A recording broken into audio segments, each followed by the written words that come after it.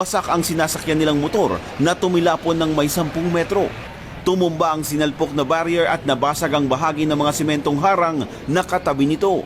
So yun po mo, lumalabas po akong ganun, tapos may dimdam na lang po kaming malakas na tunog.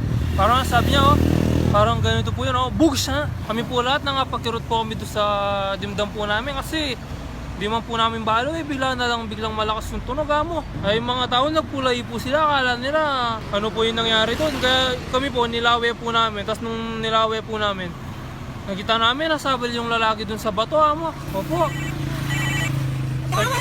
Saglit lang po. Ano? Saglit may interview ko. Na? May kasali kong bagok. Pauli na ako, bininterviewan daw mo TV. Shoutout na kapin. Shoutout daw. Sorry po. Ganun nga po yung nangyari. Nung nakita po namin, dumadaya na po yung nasabal dun sa bato mo. Kami po, tumawag na po kami ng umawas na po kami ng rescue team kasi may kakilala po yung papa ko dun sa nagre-rescue. So yun po, ganun po yung nangyari.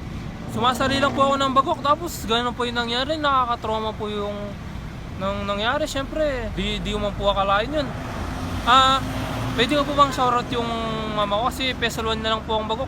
Umawas po siya sa akin eh. Pwede po. Shoutout po kay mama ko dyan. Ma, itong bagok mo, tsuka na ako. Ma, pauli na ako na ma. Mukha mo anan. Balo mo naman, ikaw po TV. Sinakarout daw na yan. Sige ma. Yun lang po. Sige po, salamat.